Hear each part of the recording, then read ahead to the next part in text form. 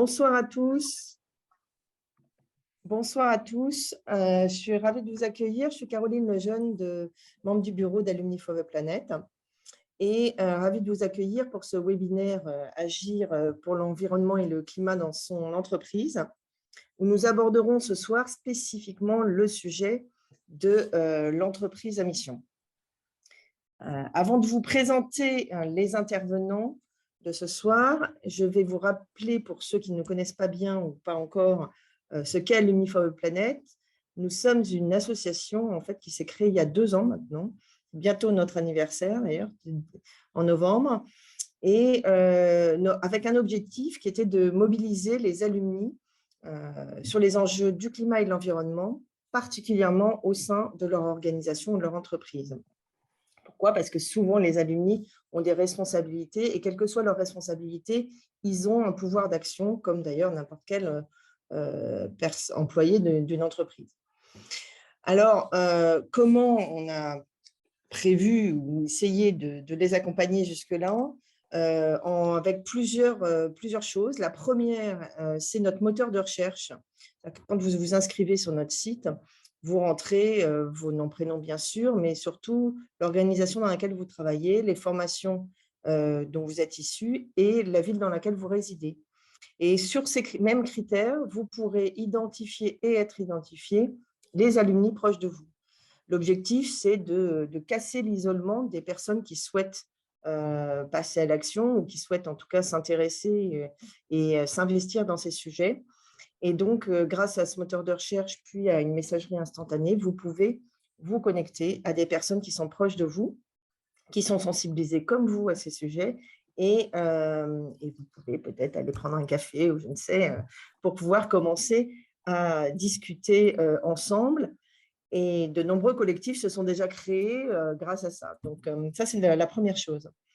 Connecter les gens. La deuxième chose, c'est les informer. Donc, sur notre site, vous découvrirez tout un tas d'informations et parfois de fiches pédagogiques pour vous aider à vous sensibiliser sur les enjeux et à passer à l'action. Et puis, beaucoup de témoignages aussi, des témoignages de personnes qui, comme Benoît, on va le voir ce soir, sont passées à l'action au sein de leur entreprise ou dans leur ville.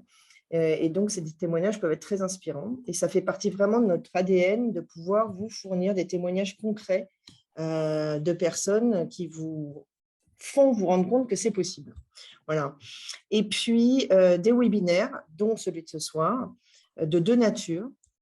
La première nature, c'est inspirer le passage à l'action, c'est donc vous présenter des idées ou des moyens qui existent, comme la société à mission pour ce soir, par exemple. Et les deuxièmes, ce sont des webinaires d'accompagnement de l'action dans la durée, où là, on vous fait travailler en intelligence collective, en petits groupes, sur vos projets ou les projets des autres. Si vous n'en avez pas, ça vous permet de vous inspirer des projets des autres. Et cette aide, en fait, permet de lever les obstacles et d'avancer dans ces projets. Donc, c'est très efficace. C'est en plus petit comité. On en a à peu près tous les mois. Donc, ça s'appelle des webinaires concrétisés. Et Florian, qui est d'Alumni for the Planet aussi, va vous en mettre les informations dans le chat. Donc, ce soir, nous allons particulièrement parler de la société à mission. Et je remercie chaleureusement Mélanie Clément-Delmotte, qui est de la communauté des entreprises à mission et qui va être notre experte ce soir sur le sujet. Et elle va vous présenter ce qu'est une société à mission, comment le paysage des sociétés à mission évolue aujourd'hui et comment ça peut être un moyen pour intégrer les enjeux sociétaux et environnementaux. Et puis, nous aurons le témoignage de Benoît Bonello, qui est actuellement directeur de l'innovation sociale chez Suez et qui vous présentera toute l'action qu'il a eue au sein de Suez, en commençant par un collectif interne à Suez et puis tout un tas d'actions qui va vous présenter et comment Suez a progressé au fil du temps grâce à aussi l'aide et l'accompagnement d'acteurs de l'intérieur. Donc, nous aurons après les 2 interventions un temps dédié aux questions-réponses. N'hésitez pas, au fil de l'eau, à les mettre dans le chat. Ça nous permettra de les relever et de penser à les poser pendant le temps dédié. Mais n'hésitez pas à le faire au fil de l'eau. Voilà. Je passe donc, nous avons lancé un tout petit sondage. On va vous poser une question pour savoir déjà si vous connaissez un petit peu la société à mission. Et je passe ensuite la parole à Mélanie en la remerciant encore d'être là ce soir. Du coup, 83% d'entre vous ont répondu. À la question, savez-vous ce qu'est une société à mission? 15% non, pas du tout, ça représente 3 personnes.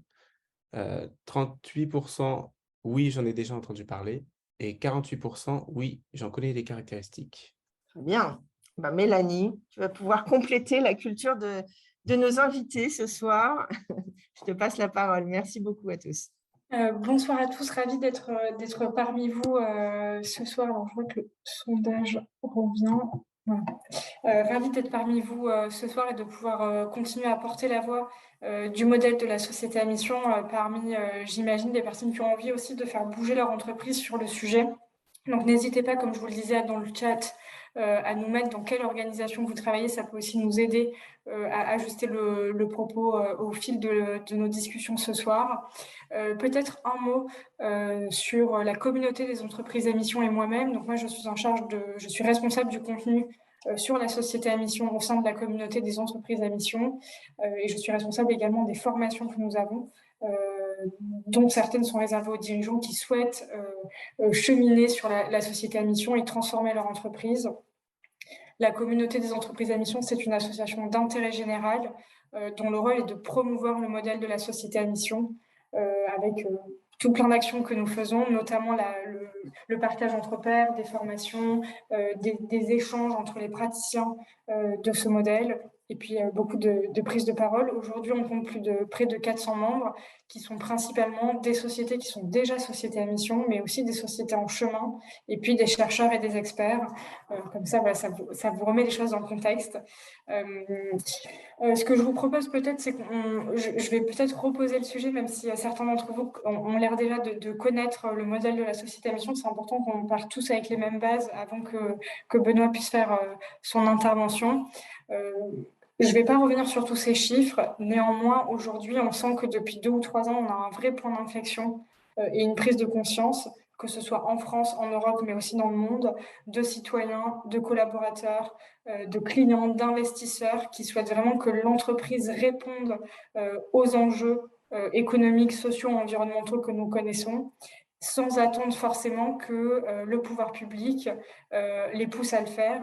Donc, voilà, il y a cet enjeu aussi à répondre aux attentes de tout un tas d'acteurs qui souhaitent que l'entreprise agisse pour ces enjeux.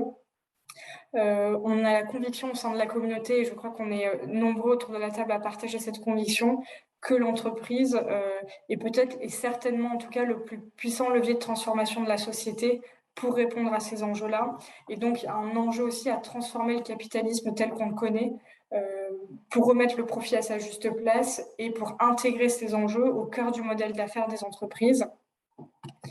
C'est pour ça que cette loi Pacte est arrivée en France. Il y avait 2 objectifs autour de cette loi Pacte. Alors, il y a tout un tas d'articles dans la loi Pacte. On va se concentrer sur l'article qui réfère à la société à mission. Néanmoins, l'enjeu de la loi Pacte, c'était d'une part de faciliter la création des entreprises en France et puis d'adapter le modèle de l'entreprise aux enjeux du XXIe siècle avec cette compréhension aujourd'hui qu'on a de ces enjeux, mais aussi le fait que d'autres secteurs économiques, notamment dans d'autres pays, sont plus innovants que le secteur économique français. Donc, il y avait aussi cet enjeu à libérer les entreprises de certaines entraves pour leur permettre d'innover. Et donc, c'est comme ça qu'on arrive à ces 3 étages de la loi Pacte. Ce qui est assez surprenant, et ce que je dis souvent, c'est qu'on entend beaucoup parler de société à mission. On entend beaucoup moins parler du premier niveau qui s'adresse pourtant à toutes les entreprises, là où le 2e et le 3e niveau s'adressent aux entreprises qui le souhaitent. Donc, je vais peut-être revenir sur ce premier niveau dont personne quasiment n'a entendu parler. Or, c'est le plus important. On est revenu sur la définition de la société dans le Code civil. Cette définition datait quand même de Napoléon, donc il était temps qu'on revoie cette définition. Et cette définition disait que la société devait être gérée dans l'intérêt de ses actionnaires. Pour la faire courte, on a quand même beaucoup évolué depuis, et donc c'est la première fois qu'on reconnaît en France qu'une société elle a un intérêt qui lui est propre et qui n'est pas forcément celui de ses actionnaires. Et on a ajouté également que l'entreprise doit prendre en considération les enjeux sociaux et environnementaux de son activité. Je ne reviendrai pas sur tous les débats qu'il y a eu sur que veut dire prendre en considération en termes juridiques. Néanmoins, ça veut dire qu'aujourd'hui, n'importe quel dirigeant est censé pouvoir démontrer qu'à chacune de ses prises de décision, il avait connaissance des enjeux. Ça ne veut pas dire qu'il va trancher en faveur de ces enjeux, mais néanmoins qu'il en avait une bonne connaissance et que c'était une décision éclairée qu'il l'a prise. Pour les entreprises qui le souhaitent, on peut aller plus loin avec la définition et l'inscription statutaire d'une raison d'être. L'idée, c'est de se reposer la question de pourquoi l'entreprise existe, quel est son cap, et qu'elle l'inscrive dans ses statuts. Et puis, le modèle de la société à mission qui permet vraiment d'intégrer au cœur de son modèle d'affaires et de sa gouvernance des enjeux sociétaux. Ce qui est particulier, et là aussi c'est un peu une première en France, c'est que rien n'est dit aux entreprises sur ce qu'elles doivent mettre ou non dans leur raison d'être et dans leurs objectifs statutaires. C'est tout à fait innovant, notamment pour les députés et l'Assemblée générale. Donc, il y a cet enjeu aussi de favoriser la liberté des entreprises qui décident elles-mêmes des enjeux pour lesquels elles veulent mettre leur modèle d'affaires à leur service. Donc, c'était le premier point sur lequel je voulais revenir. Évidemment, ce troisième niveau, c'est aussi l'occasion de donner un cadre juridique à l'engagement des entreprises. Vous savez comme moi qu'aujourd'hui, la RSE, par exemple, n'est pas opposable à l'entreprise. Et donc là, il y a aussi cette dimension d'opposabilité juridique qui intervient, puisque l'entreprise s'engage sur sa raison d'être et sur ses objectifs statutaires. Et donc, on va dire que c'est le modèle le plus engagé pour une entreprise qui voudrait mettre la contribution au cœur de ses activités et de ses décisions. Peut-être revenons sur les 4 marqueurs aujourd'hui de la société à mission. Une société à mission, c'est une société qui a défini sa raison d'être. La raison d'être, ça donne le cap à l'entreprise. L'enjeu, évidemment, c'est de prendre le temps d'impliquer son écosystème, et Benoît y reviendra tout à l'heure, mais l'enjeu, c'est vraiment de définir quel est le cap et la boussole de l'entreprise pour les 10 ou 20 prochaines années, et que l'entreprise puisse formaliser quelle est son utilité et surtout à quels enjeux du secteur elle souhaite répondre à travers ses activités. Et vous verrez que je mettrai toujours un point d'honneur à faire le lien avec le modèle d'affaires de l'entreprise. Il n'est pas question dans une mission d'avoir des enjeux qui sont en dehors du business model de l'entreprise, comme ça peut parfois, mais pas toujours, être le cas de la RSE, type formation, égalité homme-femme, etc. Donc là, l'enjeu, c'est bien que ce soit complètement lié au modèle d'affaires. Donc la raison d'être donne le cap, et les objectifs représentent les 2, 3, 4, 5 leviers à disposition de l'entreprise dans son modèle d'affaires, qui vont donner à voir comment l'entreprise va se mettre en mouvement pour réussir à réaliser ce qu'elle dit dans sa raison d'être. Donc, il y a un fort enjeu de cohérence entre la raison d'être et les objectifs statutaires. Et là aussi, on voit, vous avez certainement dû voir dans la presse des raisons d'être qui sont très larges. Le problème des raisons d'être extrêmement larges et très macro par rapport à ce que fait l'entreprise, c'est que derrière, pour avoir des objectifs statutaires qui ne donnent pas l'impression qu'on a un énorme gap entre ce qu'on veut faire et la façon dont on va s'y prendre, c'est d'avoir une raison d'être qui soit assez précise et très liée à ce que fait l'entreprise. Comme c'est un modèle où c'est l'entreprise qui se déclare elle-même société à mission, ce qui est aussi une nouveauté, vous n'avez pas de contrôle a priori. On a un double contrôle. Le premier, c'est le comité de mission. Donc, l'entreprise va former un comité de mission avec des parties prenantes externes qui vont être chargées de suivre l'exécution de la mission. Mais au-delà de ce simple suivi, le rôle de ce comité de mission, ça va vraiment être de challenger, alors avec exigence et bienveillance, l'équilibre n'est pas toujours simple, mais de challenger l'entreprise sur ses avancées, d'écrire un rapport annuel du comité de mission qui va donner à voir les avancées de l'entreprise. Et puis, comme ce comité de mission reste tout de même à la main de l'entreprise, il y avait un enjeu à ce qu'il y ait un tiers indépendant qui puisse venir vérifier, comme un tiers de confiance, que l'entreprise s'est réellement mise en mouvement et qu'elle respecte bien ses objectifs statutaires. Donc ça, on va dire que c'est le cadre global de la société à mission. C'est quand même un acte de leadership très fort pour un dirigeant de devenir société à mission, parce que ça réinterroge vraiment la place de l'entreprise dans la société et son utilité. C'est un exercice exigeant. Il ne s'agit pas de se voir 2 fois 2 heures pour formuler une mission sur un bout de papier, tout simplement parce que derrière, en termes de déploiement, Si vous voulez que les collaborateurs ils s'approprient la mission et qu'ils en fassent une vraie grille d'arbitrage au quotidien et que ça change vos décisions et vos orientations stratégiques, évidemment qu'il faut que le processus soit collaboratif et implique aussi son écosystème. Et puis, c'est une façon de redonner du sens au projet collectif et de donner à voir le cap que se donne l'entreprise. Donc, ce sont des points qui me semblaient importants. Peut-être de revenir aussi sur les différences, notamment entre RSE, marque employeur, etc. La mission, ça n'est pas la politique RSE de l'entreprise, ça n'est pas non plus sa stratégie. Évidemment que quand on devient société à mission, tout l'enjeu est à plus ou moins long terme, évidemment selon les sujets, d'aligner sa stratégie et son modèle d'affaires avec la mission.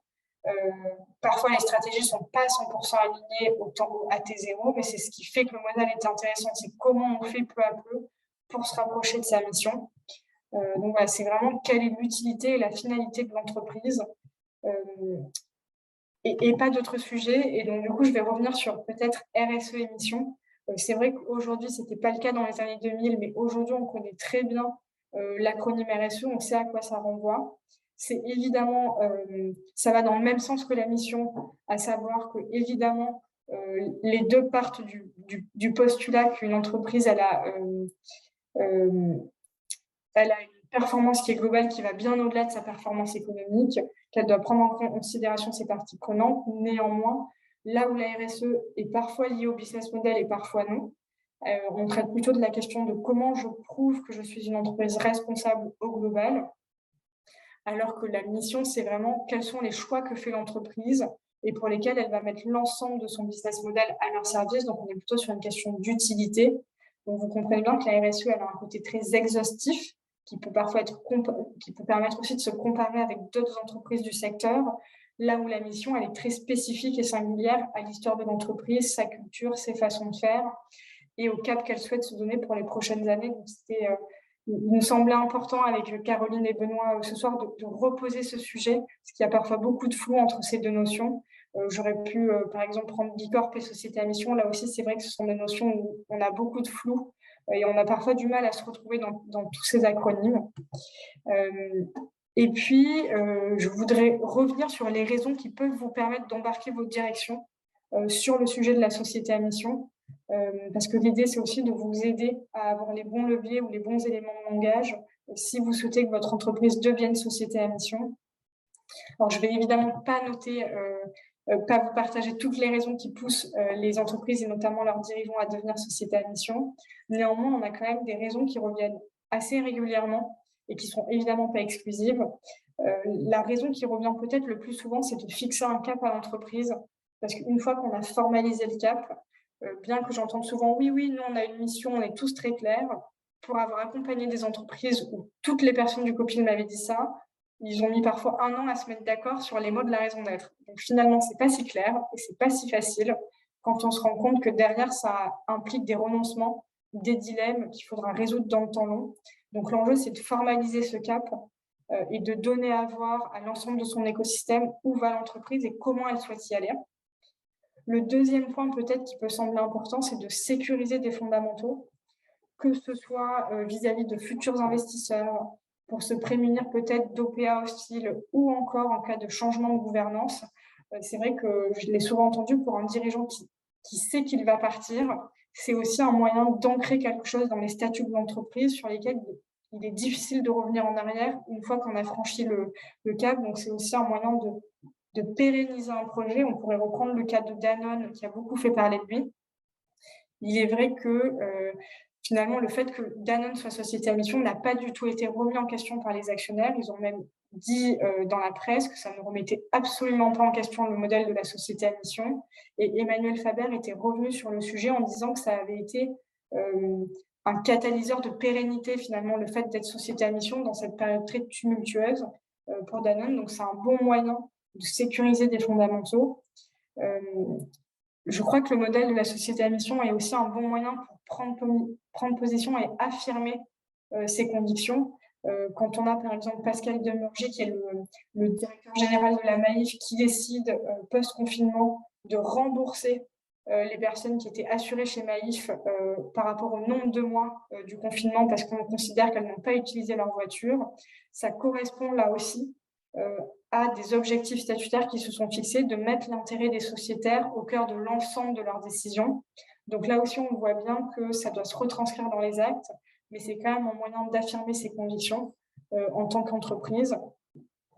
C'est aussi un moyen de renouveler le dialogue avec son écosystème et avec ses actionnaires. Une fois que c'est statutaire, les dirigeants et les collaborateurs ont aussi un autre moyen d'échanger avec leurs actionnaires. Vous connaissez certainement Emre Jakia, qui est le PDG de la Camif. Aujourd'hui, tout le monde connaît le Green Friday. À l'époque, ça n'existait pas. Et en fait, Emre Jakia, il a décidé de fermer son entreprise en ligne le jour du Black Friday. C'était il y a 3 ans, me semble-t-il. Je peux vous dire que ça n'a pas été la discussion la plus simple qu'il ait eue avec ses actionnaires quand il leur a dit « Moi, le jour du Black Friday, je ne fais pas de promotion, mais en plus, je ferme le site ». Néanmoins, derrière, ils ont eu 44% de croissance, je crois, pendant 2 années consécutives. Donc là aussi, il y a des choses, il y a des dilemmes de court terme qui se résolvent toujours dans un temps plus ou moins long.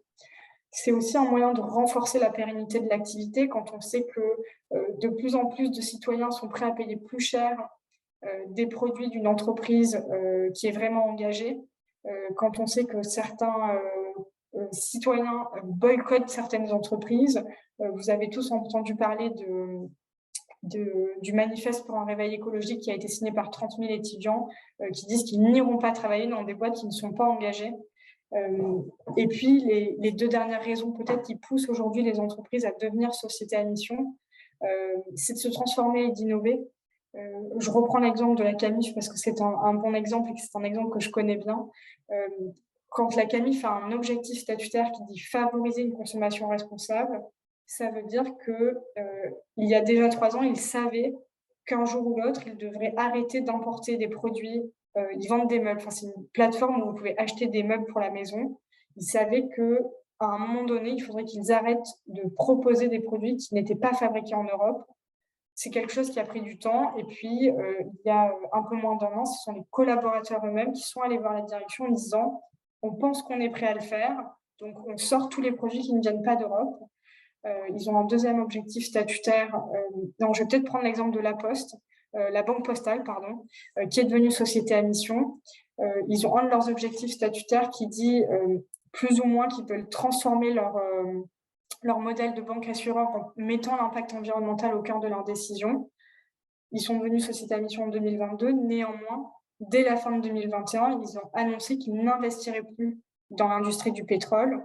C'est aussi l'une des 3 premières institutions financières au monde à avoir une trajectoire de décarbonation qui est validée par le SBTI. Donc voilà, en fait, être société à mission, ça veut dire beaucoup de choses et ça veut dire beaucoup d'alignement et une trajectoire d'amélioration continue quand on décide de mettre dans ces statuts sa mission. Et puis évidemment, je pense qu'on sera tous d'accord autour de cette table pour le dire, c'est aussi un moyen d'attirer les collaborateurs. Vous avez des entreprises qui, par exemple, dans le secteur immobilier, réussissent à recruter des personnes qui viennent de chez Vinci, alors que l'entreprise à laquelle je pense a une 40aine de collaborateurs. Donc, vous avez des personnes qui viennent de très gros groupes qui acceptent d'être payées moins, mais parce qu'elles sont complètement alignées avec le projet de l'entreprise. Donc, c'est aussi un moyen de redonner du sens et d'attirer des nouveaux collaborateurs, mais aussi de fidéliser les collaborateurs actuels. Donc, voilà ce que je voulais vous dire. Vas-y, Caroline. Et Mélanie, je voulais juste poser une question, enfin un commentaire, mais pour rebondir sur ce que tu as dit, parce qu'à t'entendre, on se rend compte, et je pense que c'est quelque chose qu'il faut intégrer dans le langage quand on veut emmener sa société sur ce chemin, c'est le temps long. En fait, on réintroduit un temps long dans la dynamique de l'entreprise, dans la stratégie de l'entreprise, et en fait, ça fait du bien à tout niveau, et ça aussi permet, j'imagine, mais c'est toi qui vas me le dire, mais un peu de détendre l'atmosphère ou de déstresser, parce qu'évidemment, la raison d'être et les objectifs qui vont décliner, il y a un chemin pour y arriver. On ne va pas faire ça du jour au lendemain, et donc, ce n'est pas blanc ou noir, il y a tout un chemin pour y arriver. Alors, tu fais bien de le dire. C'est vrai que d'ailleurs, que quand une société adopte la qualité de société à mission, il faut parfois faire de la pédagogie auprès des collaborateurs parce qu'il se crée une frustration, mais qui, je pense, est normale, en fait, on n'est pas aligné aujourd'hui avec la mission. Mais en fait, si l'entreprise était déjà alignée avec sa mission le jour où elle passe société à mission, j'ai envie de dire, ça n'a presque aucun intérêt de devenir société à mission. L'intérêt, c'est en effet de se donner une trajectoire et peu à peu de se rapprocher de ce cap qu'on s'est donné. Voilà, en tout cas, il faut avoir en tête que c'est une trajectoire et qu'on ne peut pas y être aujourd'hui et qu'il y a forcément des dilemmes à court terme. Peut-être que parfois, on ne va pas pouvoir acter pour X ou Y raison sur la solution idéale vis-à-vis de la mission, mais peut-être qu'on pourra le faire dans 2, 3, 4, 5 ans parce que chaque entreprise a son propre calendrier, ses propres enjeux et on ne peut pas tout résoudre la première année, ni même les 3 premières années. Ce serait sinon beaucoup trop facile. Oui. Merci beaucoup. Et je voudrais juste vous donner peut-être les chiffres de la société à mission. C'est vrai que je vois qu'il est déjà 18h30, donc je vais accélérer. Sachant en tout cas qu'il existe des modèles plus ou moins similaires à l'international, qui ne sont évidemment pas tout à fait les mêmes. Et on a aussi une action de plaidoyer au niveau européen pour essayer de se mettre d'accord sur un modèle de l'entreprise contributive. On n'y est pas encore, ça prendra évidemment du temps. Néanmoins, c'est un sujet qui nous semble important pour la suite. Et puis, voilà où on en est aujourd'hui en France. On a globalement 750 sociétés à mission. Ça représente quasiment 600 000 collaborateurs. Il faut quand même avoir en tête que La Poste, je ne sais plus combien ils ont de collaborateurs, mais représente une bonne partie de ces quasi 600 000 collaborateurs.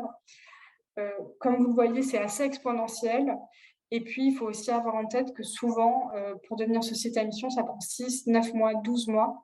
Benoît pourra l'attester de son côté. Voilà, c'est vrai heureusement que toutes les entreprises ne sont pas devenues société à mission au premier jour, parce que ça enlèverait aussi de la crédibilité à leur démarche. Et puis, en termes de secteur d'activité et de taille, on est plutôt sur des entreprises de moins de 50 salariés. Néanmoins, là où on pourrait penser que ça représente que 11% des sociétés à mission sont des ETI ou des grandes entreprises, on pourrait croire que c'est très peu. Néanmoins, si on remet ça par rapport à ce qu'elles représentent dans le secteur économique français, les ETI et les grandes entreprises, ça représente 0,2% des entreprises en France, alors que ça représente 11% des sociétés à mission. Pourquoi ce chiffre? En tout cas, pour ma part, c'est que j'ai la conviction que pour toutes les raisons que je vous ai citées tout à l'heure, notamment les enjeux de marque employeur, les grandes entreprises ont tout intérêt aussi à se transformer et à intégrer ces enjeux-là au cœur de leur modèle. De même pour les secteurs d'activité, 80% des sociétés à mission sont des entreprises de services, mais là aussi, il n'y a pas vraiment de surprise, ça correspond au secteur économique français où on a globalement les 3/4 des entreprises qui sont des entreprises de services. Et puis peut-être que pour les entreprises de services, c'est aussi plus facile, entre guillemets, de se transformer. Là où pour les entreprises industrielles, ça prend plus de temps, potentiellement de faire pivoter un modèle d'affaires, c'est d'autres enjeux. Et c'est des enjeux très structurels. Donc voilà ce que j'avais envie de vous partager aujourd'hui. Je vais peut-être laisser la parole à Benoît et je serai ravie de répondre à vos questions tout à l'heure. En fait, je vais peut-être, si Benoît me le permet, te poser une ou deux questions là, qui sont dans le chat, parce que ça fera, je pense, aussi une bonne transition. Et je trouve ça intéressant puisqu'on parle du statut au sens large, avant de rentrer dans un détail, enfin, dans un exemple extrêmement concret. Qui demande si… alors, il y a deux questions, mais qui sont toutes sur, on va dire, l'étendue du statut. Est-ce que le statut de société à mission peut concerner tout et tout le monde, si je puis dire, tout type de structure, tout type d'entreprise, d'abord, y compris des entreprises, pour aller évidemment sur de l'extrême, du style énergie fossile. Est-ce qu'on peut imaginer qu'un jour, Total devienne société à mission, où il y a un moment où il y a une frontière qui est pas possible. Et après, sur le statut, est-ce que ça peut concerner aussi des collectivités? Est-ce qu'aujourd'hui, une collectivité territoriale peut devenir une société à mission ou même certaines associations, des associations à mission? Et est-ce que ça a un intérêt, en fait? Alors, ce sont des questions très intéressantes. Le premier point, c'est que le modèle de la société à mission concerne aujourd'hui toutes les sociétés commerciales. Donc, comme ce n'est pas un statut, mais une qualité juridique, que vous soyez une SA, une SARL ou autre, vous pouvez adopter la qualité de société à mission. Et n'importe quelle société pourrait adopter cette qualité, du coup, peu importe sa taille, son secteur d'activité. Vous avez très certainement suivi dans la presse en début d'année, me semble-t-il, l'affaire Orpea et de tout un tas d'entreprises qui sont dans ce secteur-là. Vous avez par exemple certains actionnaires d'Orpea, notamment Mirova, qui ont demandé à l'entreprise de devenir société à mission. Et donc, vous avez quelque chose qui se passe dans ce secteur pour accompagner les entreprises à se doter de cette qualité. On pense que c'est un bon cadre pour structurer ces sujets. Il faut se rappeler que la société à mission, c'est une dynamique d'amélioration continue et que donc, j'ai envie de dire, peu importe le point de départ de la société, si tant est qu'elle veut vraiment mettre les enjeux sociétaux au cœur de son modèle d'affaires. Évidemment, pour des entreprises de l'énergie fossile, le chemin à parcourir sera éminemment plus complexe et plus long que pour une entreprise qui s'est créée en mettant déjà ces enjeux au cœur de son modèle d'affaires. Donc après, évidemment, il faut que ce soit fait avec conviction et que ce ne soit pas du mission washing. Donc voilà, mais globalement, aujourd'hui, toute entreprise peut devenir société à mission. Concernant la deuxième question sur les associations et les collectivités, aujourd'hui, ce sont les sociétés commerciales qui peuvent adopter la qualité et donc qui après ont un comité de mission, une vérification par un tiers indépendant. Néanmoins, vous avez plusieurs associations qui ont, alors pas adopté la qualité parce qu'elles ne peuvent pas l'adopter, mais néanmoins qui se sont appliquées le modèle de la société à mission. Alors bon, évidemment, la communauté des entreprises à mission, mais j'ai envie de dire ça, c'est presque normal puisqu'on prend le modèle. Mais vous avez une association, par exemple, de la Maïf qui l'a adopté. Vous avez la Fondation Entreprendre qui, me semble-t-il, réfléchit sur sa mission et sont en train de la formuler. Donc, vous avez des associations qui essayent de s'appliquer le modèle parce que ça permet de disposer d'un cadre très clair et d'une grille d'arbitrage pour prendre des décisions, notamment sur les orientations à venir. On a aussi rédigé une note auprès du ministère, justement pour que l'ESS ou les associations puissent, enfin, que ce soit reconnu juridiquement. On n'a pas encore poussé jusqu'aux collectivités. Néanmoins, c'est vrai qu'il y a un vrai enjeu et qu'on peut l'imaginer à l'avenir. D'accord, merci beaucoup Mélanie, merci beaucoup. Benoît, eh bien, on va te passer la parole pour nous raconter un peu ton chemin, toi aussi, déjà, sur ces sujets-là, et comment tout a commencé, quels étaient un peu finalement tes moteurs, hein, et tes motivations pour comment ça s'est passé. Ok, bonsoir à tous. Ravi d'intervenir à nouveau parce que j'étais intervenu il y a 1 an où du coup on était un petit peu au début de la démarche. Donc ravi de faire un point d'étape, on va dire, 1 an plus tard. Donc moi je m'appelle Benoît Bonello, je suis directeur de l'innovation sociale chez Suez. Et le groupe Suez, en 2 mots, juste pour que tout le monde ait le contexte, c'est donc une entreprise du secteur de l'environnement, service à l'environnement, avec 2 grands métiers, la gestion de l'eau, la gestion des déchets, et 2 grands types de clients aussi, les collectivités et les entreprises. Et c'était 35 000 collaborateurs aujourd'hui, et c'est en train de grossir parce qu'on est en train de racheter faire pas mal de croissance externe en ce moment, notamment au Royaume-Uni, en Afrique du Sud, et on est présent dans pas mal de pays du monde. Ça, c'est juste pour le cadre. Moi, juste ce sujet de l'entreprise à mission et de manière plus générale de l'impact, c'est un peu mon fil conducteur, le fil conducteur de mon engagement professionnel, et notamment ce que tu disais tout à l'heure, Mélanie, sur le fait que les entreprises sont des acteurs du changement majeur aujourd'hui. Et donc, j'ai cette conviction depuis assez longtemps que finalement, si on veut avoir de l'impact aujourd'hui, ça vaut le coup de travailler dans les entreprises et d'essayer de les faire pivoter, de faire pivoter leur modèle sur ces questions d'impact. Comme on dit souvent, pour détourner un avion, il faut être dedans. Ça a toujours été un peu ma philosophie. Et je me suis intéressé, moi je suis arrivé au sujet de l'entreprise à mission par un biais un petit peu particulier que je vais partager avec vous.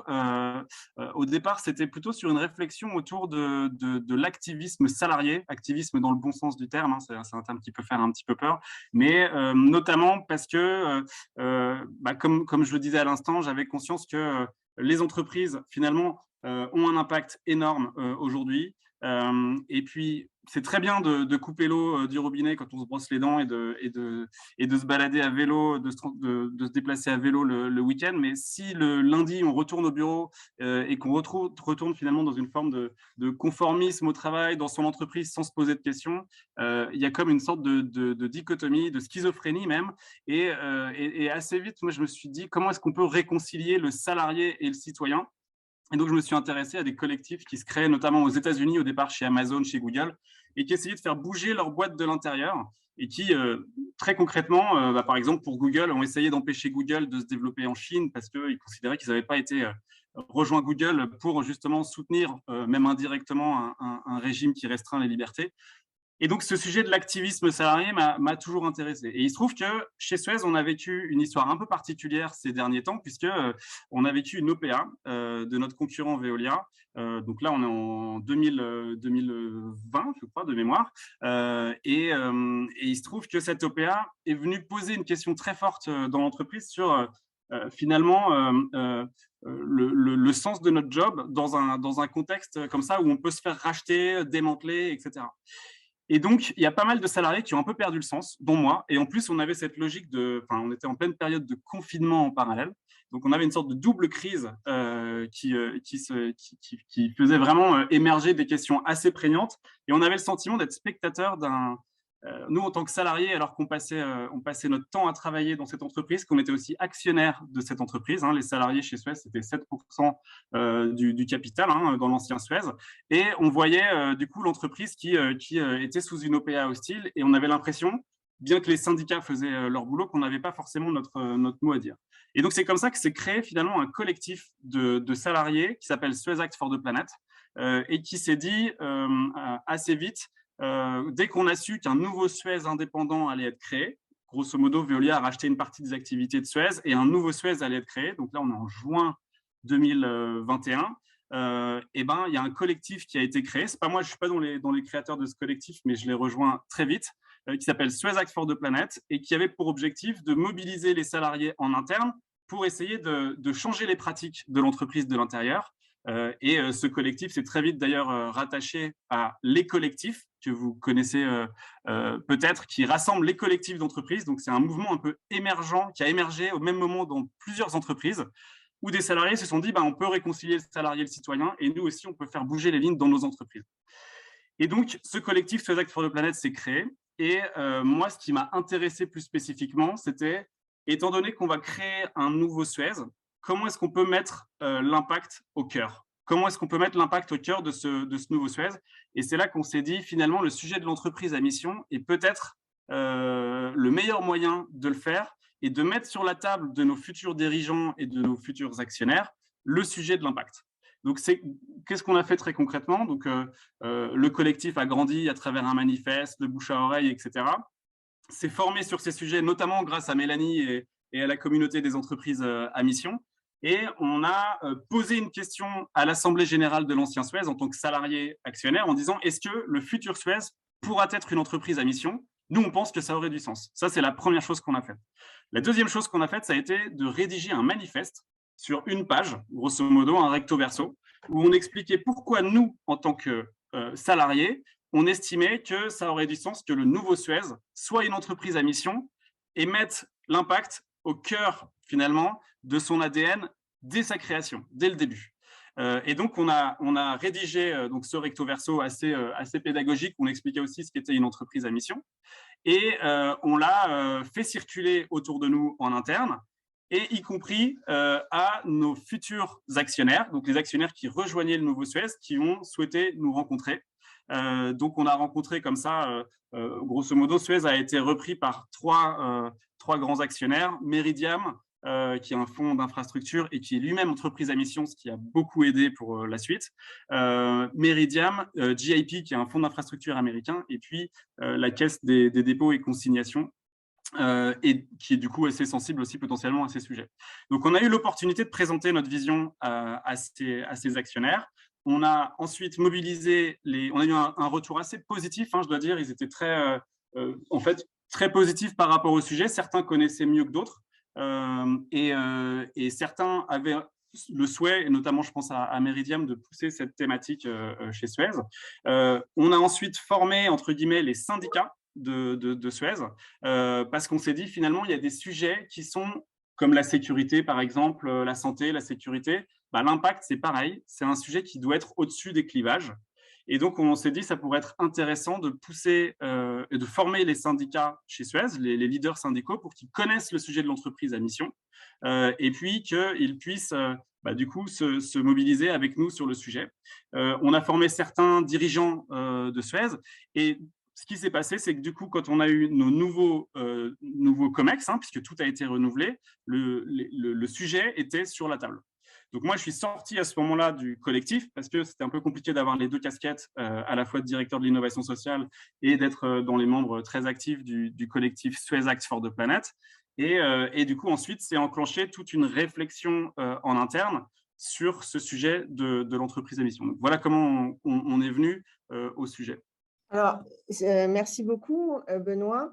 Ce qui est intéressant aussi, c'est que tu nous partages sur tout ce chemin, éventuellement, les difficultés qu'il peut y avoir, parce que j'imagine que ce n'est pas un long fleuve tranquille toujours, surtout dans une très grosse structure comme Suez. Donc, c'est intéressant.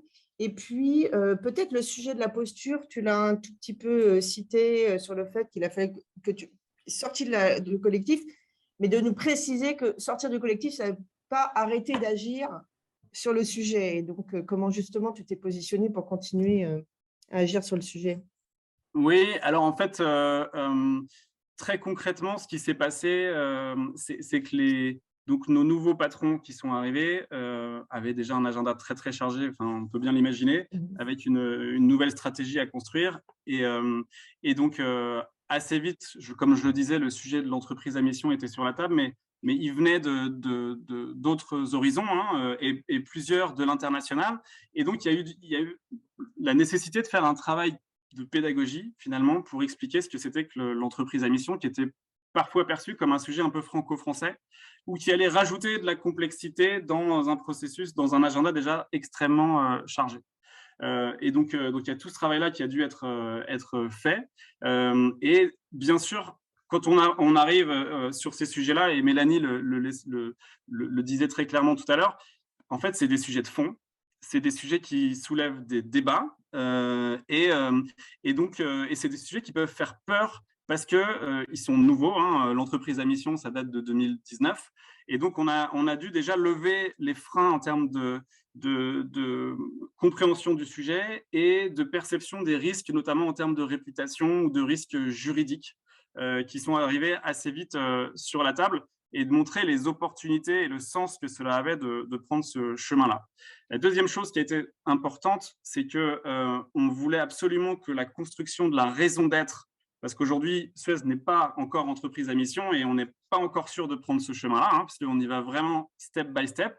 Le COMEX de Suez a décidé d'aller sur la raison d'être, de commencer par la raison d'être et ensuite de se donner le temps de voir pour aller sur le sujet mission avec les objectifs statutaires et tout ce que ça implique derrière.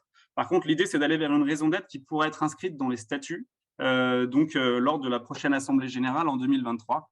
Donc ça, en tout cas, c'est ce qui est évoqué aujourd'hui. Notre raison d'être, elle a été publiée il y a 2 semaines, elle a été révélée il y a 2 semaines par notre direction générale, et elle est le fruit d'un travail de 4 ou 5 mois, depuis le mois d'avril, grosso modo, et qui a mobilisé à la fois des parties prenantes externes, un peu experts de notre secteur, qui a mobilisé bien sûr les partenaires sociaux avec beaucoup d'ateliers avec eux en interne. Et le fait qu'on les ait formés en amont a beaucoup aidé finalement à ce que derrière, opérationnellement, ça puisse s'enchaîner assez facilement, et qui a mobilisé des focus group et notamment une centaine de personnes qui sont représentatives de toutes les géographies et de tous les métiers chez Suez, qui du coup ont contribué dans un mode un peu itératif à la construction de cette raison d'être, et qui a aussi mobilisé, entre guillemets, une étude auprès de tous les salariés du groupe qui avaient été sondés sur différents sujets et dont on a repris des éléments clés. Donc ça, c'est juste pour dire que c'est quand même un gros travail, que ça prend du temps et que ça suscite des débats et un partage En fait, c'est le fruit d'un consensus, une raison d'être. C'est vraiment ça. C'est le fruit d'un consensus où on se dit qu'est-ce qui est vivant dans l'entreprise, où est-ce qu'on veut aller, quelle est notre ambition à 15, 20, 30 ans, et comment est-ce qu'on a une raison d'être qui est une sorte d'étoile polaire et une stratégie à 5 ans, une vision à 5 ans qui va dans le même sens. Donc, c'est très important qu'il y ait cette cohérence. Et donc, c'est un peu tout ce travail qu'on a fait de manière très, très intensive au cours des derniers mois. Et d'ailleurs, si je me rappelle bien, quand vous avez publié, enfin diffusé votre raison d'être, c'est votre nouvelle directrice générale, je crois, qui l'a présentée et qui l'a totalement liée et incarnée dans la stratégie de l'entreprise, quoi. Donc ça, c'est super important quand même comme réussite, parce que là, on voit bien. Ouais. En fait, ça faisait partie des enjeux, c'était que la construction de la raison d'être se fasse en même temps que la construction de la stratégie. Et donc, c'est pour ça qu'on s'est mis la pression, entre guillemets, pour que les deux aillent de pair et qu'on soit vraiment dans le même timing. Et elle a été en effet révélée par Sabrina Soussan, notre PDG, donc à la fin du mois de septembre. Et Sabrina est en train de faire des roadshows de présentation dans différentes régions du groupe, partout dans le monde, pour présenter cette raison d'être, l'expliquer.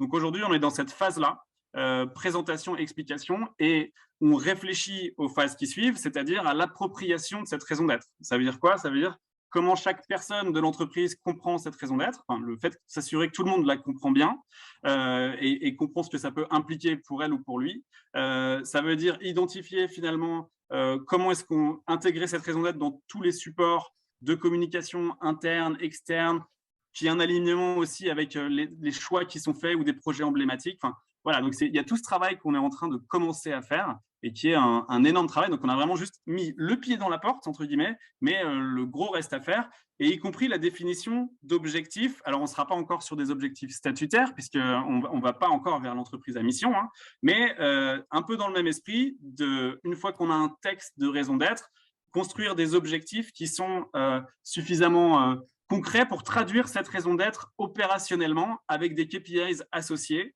Donc, on est en train de faire ce travail-là en ce moment.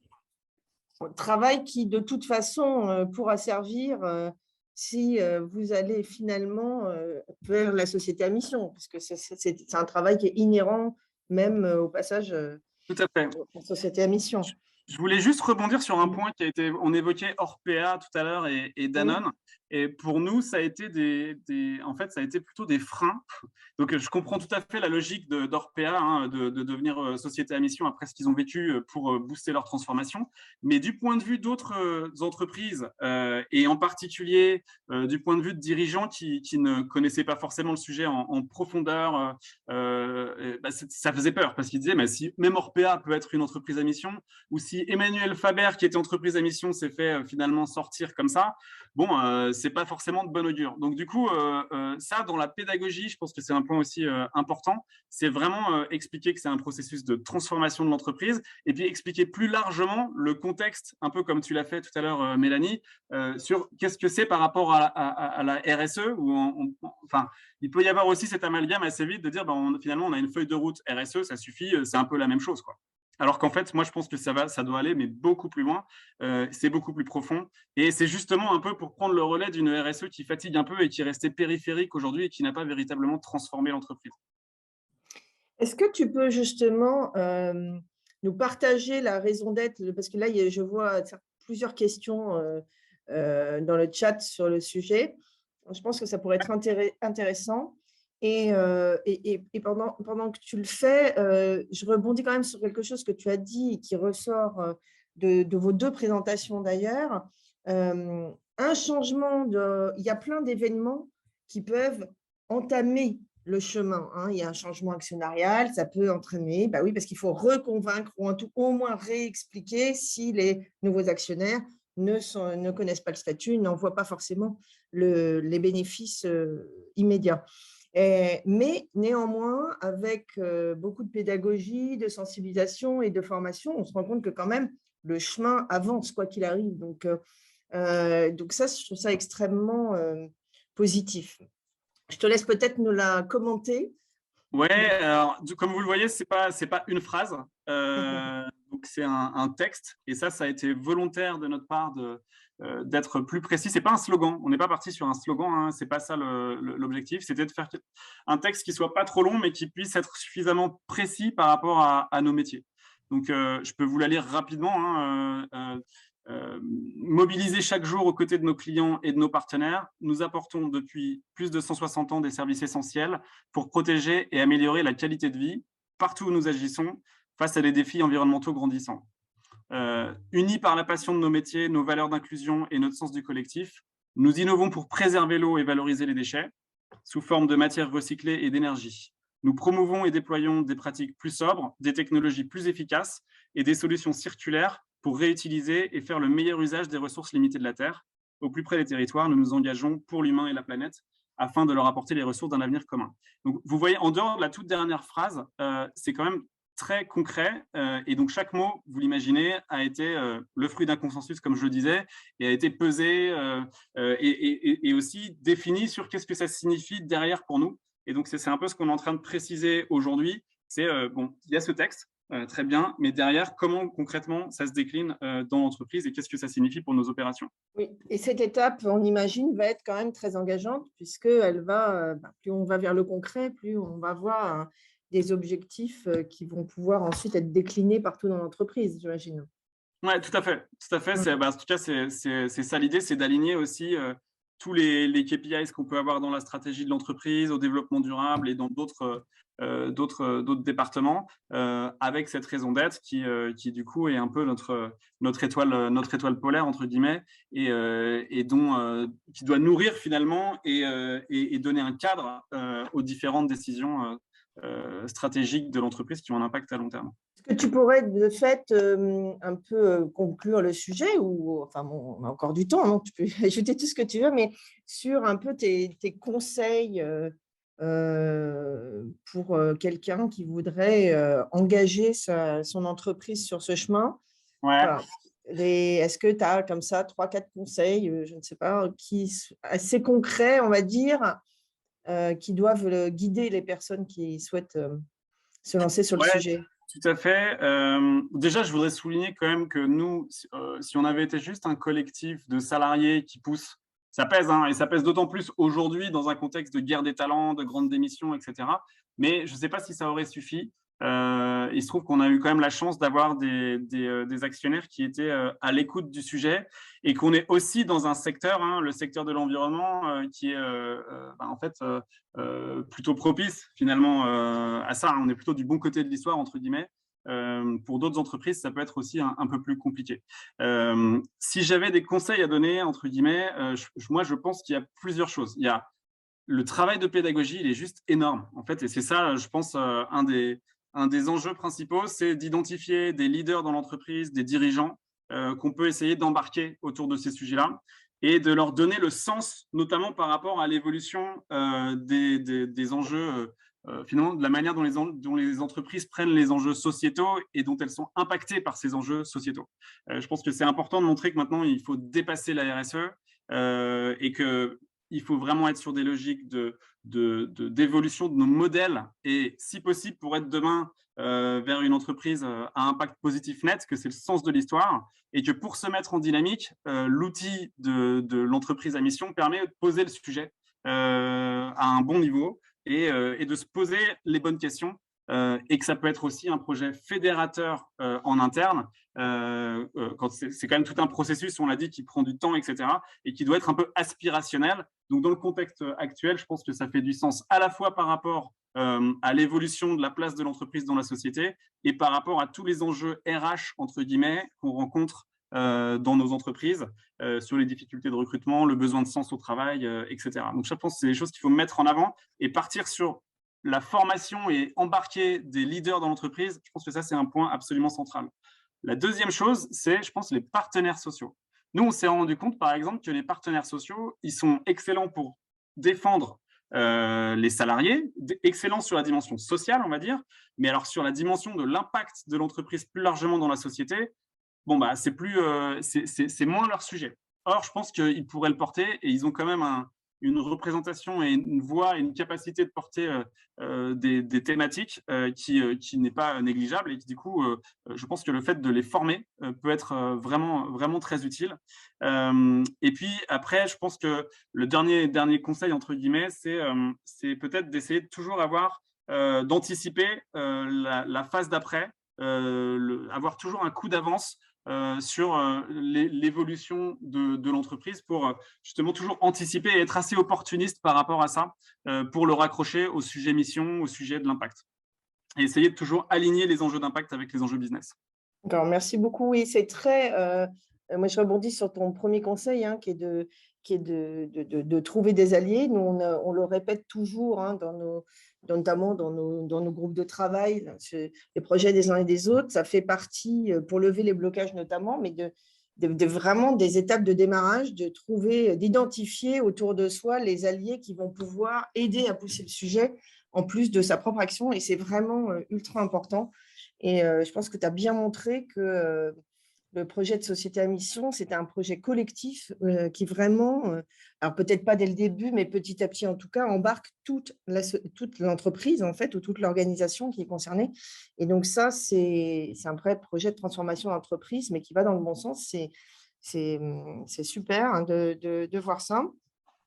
Alors, on va peut-être passer à quelques questions. Je vous précise juste qu'avant de nous quitter, pour ceux qui vont vouloir nous quitter, dans le chat, on va vous mettre le lien vers un petit sondage. C'est très important pour nous que vous y répondiez. Ça prend 3 minutes et ça nous aide à améliorer après nos webinaires et surtout à trouver aussi des sujets qui répondent à vos attentes. Donc, n'hésitez pas à le remplir. Florian vous a mis dans le chat le lien et je vous en remercie beaucoup. J'ai une question à te poser, Benoît, parce que j'ai vu deux, trois interventions là aussi dans le chat. Et puis, il y avait notamment une dame qui s'était présentée au début, qui nous a expliqué qu'elle était en reconversion vers la RSE et qu'elle s'intéressait de fait à ce sujet. Je pense que ce serait intéressant que tu témoignes comment c'est intégré la RSE dans le projet, en tout cas chez Suez, que tu connais bien. Voilà, comment ça s'est fait dès le début ou pas, et comment est-ce que c'est une partie prenante comme les autres dans ce type de projet, ou est-ce qu'elle a plus d'importance que d'autres, ou voilà. Ouais, non, elle a plus d'importance que d'autres. Alors moi, juste pour info, moi je suis pas du tout rattaché à la RSE. Moi je suis rattaché au DRH du groupe. Et en fait, il y a, je vais dire, 3 acteurs internes qui même, enfin, dans la phase, on va dire, de conception au départ, il y a 3 acteurs qui ont été chez nous, en tout cas particulièrement mobilisés. Il y a la stratégie, donc le directeur de la stratégie, le DRH du groupe et le directeur du développement durable. Donc, c'est vraiment les 3 du comité de pilotage, on va dire, restreint du sujet jusqu'ici. Et maintenant, dans la phase d'appropriation de cette raison d'être et tout ce qu'on est en train de construire, on intègre bien sûr la communication, bien sûr plus largement les RH plus largement, et on intègre plus largement aussi les équipes développement durable, parce que derrière, tout ça doit être aligné avec la feuille de route développement durable, avec tout ce qui est ESG, etc.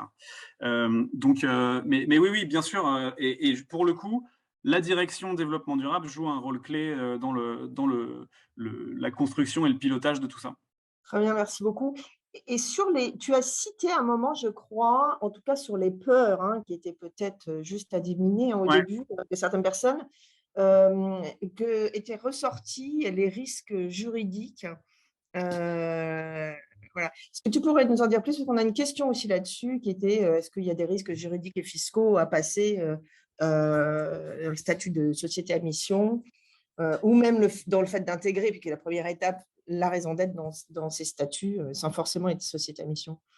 Oui, après, je laisserai peut-être Mélanie préciser là-dessus, parce qu'elle a peut-être plus de… Moi, je peux juste témoigner du fait que inscrire une raison d'être et potentiellement une mission avec des objectifs statutaires dans ces statuts, et avoir en plus un contrôle quelque part par un organisme indépendant, ça peut faire peur, parce que tout de suite, on se dit, mais si jamais on n'est pas à la hauteur de ce qu'on a écrit Est-ce qu'on n'a pas un risque réputationnel? Est-ce qu'on n'a pas un risque d'être poursuivi ou attaqué par des associations, des ONG, etc. Donc, toutes les entreprises sont toujours un peu à l'écoute des signaux faibles et de tous les risques. Donc, du coup, forcément, et encore plus quand on est une direction juridique, où là, par essence, on va chercher. Voilà. Donc, en fait, il y a forcément le débat qui arrive sur la table à un moment donné sur le risque juridique et le risque réputationnel. Et c'est vrai que moi, j'avais fait beaucoup de recherches pour essayer d'apporter des réponses par rapport à ça. Bon, il y a très peu de littérature sur le sujet, mais peut-être que Mélanie peut nous en dire plus. Mais c'est vrai que c'est des sujets qui arrivent sur la table et sur lesquels il faut être préparé. En effet, il y a plusieurs façons de voir ce sujet. Le premier point, c'est que s'il n'y avait aucun risque et aucun engagement de la part de l'entreprise, finalement, toutes les entreprises pourraient être sociétés à mission et on pourrait très vite tomber dans le mission washing. Donc ça, c'est peut-être le premier point. Le deuxième point, c'est qu'au sein de la communauté, on a fait un atelier récemment sur société à mission. Est-ce que ça accroît la responsabilité juridique de l'entreprise ou est-ce qu'au contraire, ça la restreint? Et c'est là aussi où je reviens sur la nécessité d'être précis dans sa raison d'être et dans ses objectifs. C'est que l'entreprise ne peut pas être responsable de tout. Et à partir du moment où elle a défini de façon très claire et précise sa mission, on ne peut pas l'attendre sur tout le reste. Et c'est là où, du coup, la précision, je pense, des objectifs statutaires est hyper importante. C'est-à-dire que quand vous lisez les objectifs statutaires d'une entreprise, ça devrait être limpide. Or, si vous demandez à 10 personnes de lire un objectif statutaire et que les 10 y mettent quelque chose de différent, c'est que c'est trop large. Et du coup, c'est là aussi où ça peut aussi vous déresponsabiliser de tout ce que vous ne dites pas dans votre mission. Donc ça, c'est le premier point.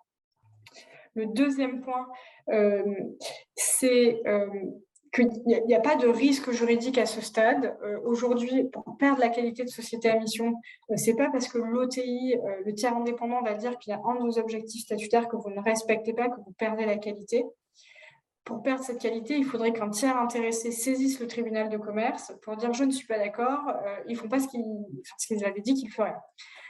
Et du coup, il faudrait que le juge décide que vous perdez la qualité de société à mission. Quand le juge décide ça, la conséquence, c'est que vous devez retirer la mention société à mission de tous les documents officiels. Donc là, on voit que le risque juridique, il est quand même assez minime. En revanche, le risque de réputation et d'image, pour le coup, il est hyper important. Troisième élément de réponse, peut-être pour compléter cette réponse, c'est le risque, ce qui est intéressant avec le modèle de la société à mission, c'est que ce qui est statutaire, finalement, l'OTI, le tiers indépendant, va aussi se baser sur la feuille de route et sur la trajectoire que se donne l'entreprise. Or, cette feuille de route et ses objectifs quantitatifs, de moyens, etc. à atteindre, c'est l'entreprise qui se les fixe au regard de sa maturité sur ses différents objectifs opérationnels et sa feuille de route beaucoup plus opérationnelle. Donc, c'est aussi pour ça qu'il y a un enjeu à ce que ce soit assez ambitieux. Parce que si l'entreprise doit y mettre 0 moyen, les objectifs seront considérés comme non respectés par l'organisme tiers indépendant. Inversement, il ne faut pas que ce soit inatteignable parce que du coup, l'objectif sera aussi considéré comme inatteignable. Donc, tout ça sont aussi des moyens pour contenir ce risque juridique puisque c'est l'entreprise elle-même qui définit sa trajectoire. Donc, au regard de sa maturité, elle va définir une trajectoire plus ou moins ambitieuse selon les objectifs statutaires en question. Et donc, toi, ton avis de la raison d'être spécifique de Suez, c'est quoi? Elle te semble prometteuse? Alors, je ne m'adonnerai pas à un challenge de la mission en public. On fait souvent ça de façon plutôt confidentielle. Après, comme je le disais à Benoît et comme je te l'avais dit quand on s'est rencontrés, ce qui est intéressant dans la raison d'être de Suez, c'est qu'elle est précise et que, comme Benoît, tu l'as dit, on sort un peu du slogan. C'est vrai que l'écueil qu'ont beaucoup d'entreprises, c'est un peu d'avoir la phrase dont tout le monde va se souvenir, etc. Le problème d'avoir la phrase, c'est que vous ne pouvez pas tout dire, vous ne pouvez pas donner à voir les convictions de l'entreprise, vous ne pouvez pas donner à voir ses spécificités, et c'est très dur de sortir de quelque chose qui fait un peu greenwashing, où on ne voit pas bien ce que l'entreprise met derrière et on ne sait pas vraiment comment elle va s'y prendre. Donc après, il y a un juste équilibre entre faire 3 pages et vouloir tout écrire et puis avoir quelque chose quand même qui soit digeste et que les collaborateurs vont pouvoir s'approprier. Mais c'est vrai que je trouve que Après, voilà, on a tous nos biais. Moi, mon biais, c'est la précision. Et donc, du coup, je trouve que sur ce sujet-là, la raison d'être de Suez, elle est intéressante parce qu'elle est assez précise. Et donc, voilà, on ne se perd pas dans tout un tas de choses. On ne voit pas ce que ça va donner ensuite. De toute façon, si j'ai bien compris, sans être une experte, c'est l'étape d'après chez Suez qui va montrer si oui ou non c'est une bonne raison d'être. C'est-à-dire savoir si tout le monde est fédéré, si on arrive à en décliner des objectifs concrets et si tout le monde voit à peu près la même signification derrière en interne. Oui, tout à fait. Et de manière générale, je pense que le gros du travail, c'est pas tant de construire la raison d'être, même si c'est une phase importante, que de la décliner opérationnellement derrière et qu'il y ait cette appropriation. Et je pense que c'est ça vraiment le challenge qu'on a, plus que de rédiger en fait une raison d'être qui est somme toute quand même assez générique en fait, quand même quand on essaye de la faire la plus précise. La question, c'est comment derrière on crée une appropriation opérationnelle sur ces sujets. Je vois la question de Nelly qui dit: est-ce que vous avez rencontré des sarcasmes sur le chemin de type ça sert à rien ou d'autres blocages et freins? Alors, je dirais pas vraiment des sarcasmes. On a pu rencontrer un peu de cynisme sur des gens qui disaient bon bah ok, on fait ça pour l'image quoi, ou pour. Mais néanmoins, comme vous le voyez, c'est pas non plus un outil de communication absolument fantastique. Hein, la raison d'être qu'on a définie à ce stade. On avait plutôt, en fait, ce qu'on a le plus rencontré, c'est plutôt des gens qui étaient dans des attentes très fortes. Et qui du coup peuvent être un peu pressés d'avancer, c'est-à-dire se dire bon c'est bien, on a une raison d'être, maintenant so what quoi, c'est quoi la next step, d'où la petite pression pour qu'on active rapidement la suite, parce que sinon en fait ça risque de rester quelque chose qui flotte un peu et dont il n'y a pas d'appropriation et pas de traduction, et encore un nouvel exercice où le siège se fait plaisir. Enfin, je caricature, mais c'est un peu le risque qu'il y a derrière. Ne pas être déceptif, en fait, pour les collaborateurs et toutes les parties prenantes, d'ailleurs, j'imagine. Est-ce que, d'ailleurs, le fait d'avoir fait cet exercice, ça a embarqué les parties prenantes externes à l'entreprise?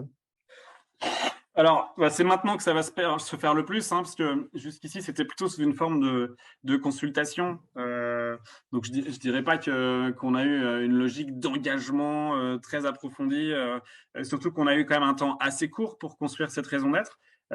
C'est maintenant que ça se passe. En fait, et ça fait partie pour moi de l'incarnation qu'il peut y avoir derrière. Et un des enjeux, d'ailleurs, c'est l'incarnation de la raison d'être par les dirigeants, par les managers. Et d'ailleurs, c'est aussi ce que je trouve intéressant, c'est que des Emmanuel Faber et autres patrons emblématiques, c'est très bien, mais en même temps, je trouve que c'est en même temps un risque, parce que du coup, ils incarnent tellement que potentiellement, le jour où ils s'en vont, il y a un vide. Nous, je pense qu'un des enjeux, c'est à la fois que ce soit incarné par Sabrina Soussan, notre DG, parce que si c'est pas incarné et porté par... ça marche pas, mais c'est que ce soit aussi vraiment quelque chose de collectif et de partagé par les salariés de manière qui fait partie de notre culture, en fait. Très bien. Donc, en fait, tu reviendras l'an prochain pour nous expliquer comment Suez a décliné en objectif et voir, on ne sait pas. On en sera peut-être beaucoup, beaucoup plus loin. Et on le souhaite d'ailleurs. Bah oui, on le souhaite tous. Je vois plus de questions qui nous restent. Donc, il va me rester à vous remercier, à moins que vous vouliez avoir un petit mot de la fin, Mélanie et Benoît. Je crois qu'on a une dernière question de Lorraine pour Benoît. Qui vient de passer. Qu'est-ce qui décidera Suez à devenir société à mission ou pas? Oh là, c'est intéressant comme question. Ouais, c'est une vraie question. Je ne sais pas si j'ai toute la réponse. Je pense que la première chose, c'est la manière dont la raison d'être va vivre dans les prochains mois et dont on va réussir à créer une appropriation et une dynamique autour de ça. Et ensuite, c'est une décision qui relève de notre comité exécutif et des actionnaires du groupe. Donc, ils doivent voter l'inscription statutaire. Exactement. Donc, on avance step by step. Je pense que, comme on le disait tout à l'heure, c'est un processus de transformation, c'est un processus qui est lent, c'est un processus qui est nouveau aussi et qui n'est pas forcément très connu. Et donc, dans une grosse organisation comme la nôtre, ça prend du temps aussi pour pouvoir être digéré et puis intégré. Et comme tout processus de transformation dans une grande entreprise, hein, j'imagine que le projet de société à mission n'est pas particulièrement… mais comme il fédère tout le monde, et forcément, il prend un peu plus de temps dans une grosse entreprise que dans une PME. Tu as cité, Mélanie, je crois, le temps moyen pour passer cette mission par rapport à la taille de l'entreprise. Ça va en fourchette, ça va de combien à combien à peu près? Ce qu'on aime dire, ou ce que dirait le président de la communauté des entreprises à mission, qui est Emery Jacquia, donc le président de la CAMIF, c'est qu'en moins de 6 mois, c'est pas vraiment crédible. Parce que derrière, vous allez avoir des problématiques, enfin en tout cas des vrais enjeux d'appropriation et de déploiement et d'alignement avec la stratégie. Je dirais que ça prend entre 6 mois et 1 an, selon les tailles d'organisation, ça peut prendre plus. Vous avez des entreprises qui ont mis 2 ans pour définir leur mission. Donc, il n'y a pas de bonne ou de mauvaise durée. Si tant est je pense qu'il y a des invariants, il faut absolument que la direction générale soit convaincue et engagée et impliquée. Il faut le faire de façon plus ou moins co-construite, là aussi selon les cultures d'entreprise, mais c'est important que les collaborateurs soient de la partie. Après, c'est difficile de vous donner une durée, mais en tout cas, voilà, c'est vrai que c'est un exercice qui prend du temps. Et pour que ce soit crédible auprès des collaborateurs, il ne faut pas que ça prenne 2 mois, parce que ce serait assez étrange. Donc, je crois que le temps long est important. Et en même temps, il ne faut pas que ça prenne 10 ans, parce que sinon, ça s'évapore. Trouver le juste milieu. Une dernière question, parce qu'en fait, je vois plusieurs réactions de personnes en reconversion qui s'intéressent au sujet. Est-ce qu'il y a des formations aujourd'hui sur le sujet de l'entreprise à mission? Alors, je vais être courte sur la réponse. La seule formation que nous avons actuellement, c'est une formation qui est destinée aux dirigeants qui voudraient transformer leur entreprise en société à mission. Néanmoins, on va également lancer une formation pour les consultants qui accompagnent sur le sujet, toujours pour remonter le niveau d'exigence et de compréhension du modèle. Après, vous avez des MOOC qui existent, qui commencent un peu à dater selon moi. Néanmoins, vous pouvez les trouver sur le site de la communauté et vous pouvez aussi trouver beaucoup de contenu sur le site de la communauté. D'accord. Donc, on vous engage à aller, mesdames ou messieurs qui vous intéressez plus particulièrement au sujet, un peu plus en détail, sur le site de la communauté des entreprises à mission, où vous trouverez de nombreuses ressources. Merci beaucoup à tous les deux, parce que vraiment, vos interventions étaient à la fois complémentaires et passionnantes, et en même temps très alignées, hein, finalement, sur le chemin de l'entreprise à mission.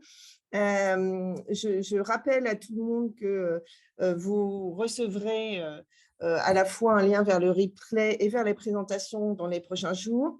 Mélanie y ajoutera d'ailleurs des exemples de raisons d'être enfin voilà, un certain nombre de choses concrètes qui pourront compléter son intervention d'aujourd'hui. Et puis moi, je serais ravie de vous retrouver dans un prochain webinaire. N'hésitez pas à remplir, s'il vous plaît, notre petit sondage avant de partir, parce que vraiment, ça nous rend grand service. Et puis j'espère un prochain webinaire sur le sujet de la société à mission et sur d'autres. N'hésitez pas à consulter notre rubrique événements sur le site alumnifortheplanet.org. Merci encore, Benoît. Merci encore, Mélanie. Avec plaisir, merci pour l'invitation. Bonne soirée. À bientôt, au revoir. Au revoir, bonne soirée.